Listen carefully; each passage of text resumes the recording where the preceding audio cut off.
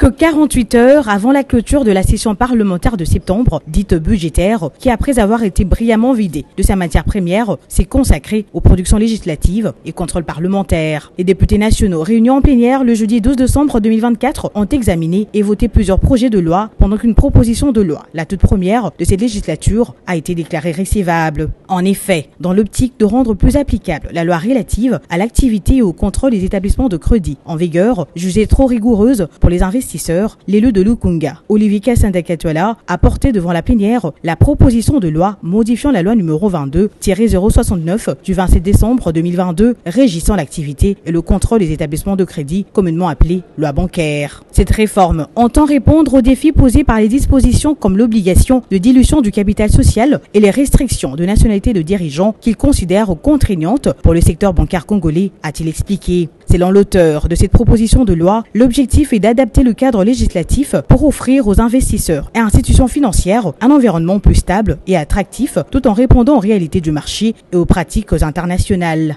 Le speaker de la Chambre basse du Parlement, le professeur Vital Kamerhe, a proposé, conformément à l'article 152, alinéa 2 du règlement intérieur de l'Assemblée nationale, que les débats aient lieu au sein de la commission ECOFIN aux fins de la production d'un texte qualitatif et inclusif pour le bien de deux parties. Une démarche acceptée par la plénière après concession faite par l'honorable Gary Sakata dont la motion exigeait un débat immédiat. Effectivement, il se pose un sérieux problème dans le secteur bancaire, avec l'imposition à chaque banque d'avoir 4 actionnaires. Ce que notre collègue dit est vrai. S'il n'y a rien qui est fait dans le sens d'une procédure législative ou d'une mesure du gouvernement pour clarifier les choses, des banques en cours des amendes et sanctions qui peuvent plomber leurs activités.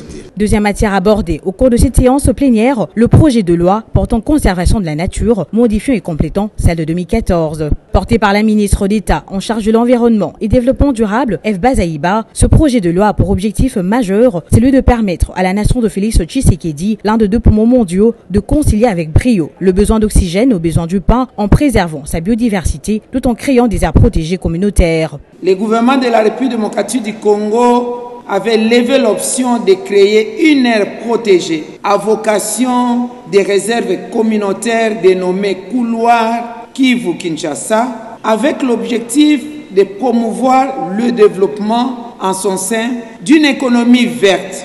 Économie verte par la combinaison du développement économique et de la conservation de la nature. Après un débat houleux, ce projet de loi a été adopté par la plénière. Les élus nationaux ont poursuivi avec l'examen de 2 projets de loi de ratification portés par le ministre des Hydrocarbures. Il s'agit de celui autorisant la ratification de l'accord de coopération et son avenant portant sur l'exploitation des hydrocarbures et l'exploitation de gisements communs entre la RDC et l'Ouganda et celui portant autorisation de ratification de l'accord de gouvernance et de gestion de la zone maritime d'intérêt commun entre l'Angola et la RDC. Après avoir brièvement donné l'économie de ces 2 projets de loi, le ministre des Hydrocarbures, Aimé Molendo Sakombi, a rassuré les élus sur leur crainte d'une exploitation frauduleuse de la part de partenaires en faisant savoir que des compteurs sophistiqués ont été placés sur le van afin de contrôler à distance la quantité du pétrole et du gaz exploité. Il a par ailleurs renseigné qu'après 24 ans, un audit sera pratiqué auprès du seul opérateur de la RDC, la Perenco. Après 24 ans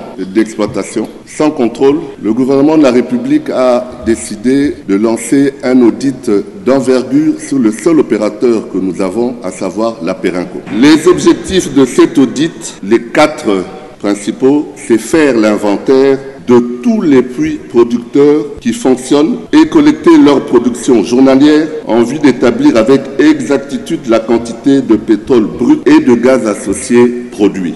En dernier ressort, la plénière a examiné le rapport de la commission mixte Relations extérieures et ECOFIN sur 7 projets de loi de ratification avant que les députés nationaux les adoptent tous à leur tour. Honorables députés et chers collègues qui sont pour l'adoption de ces projets de loi, veuillez les manifester, qui sont contre, qui s'abstiennent. Donc le résultat du vote confirme l'adoption de ces 10 projets de loi. Il en est ainsi décidé par l'Assemblée plénière. À 2 jours de la clôture de la session de septembre, la plénière annoncée ce vendredi 13 septembre va procéder à l'examen et adoption du projet de loi d'habilitation du gouvernement et du rapport synthèse des rapports des vacances parlementaires.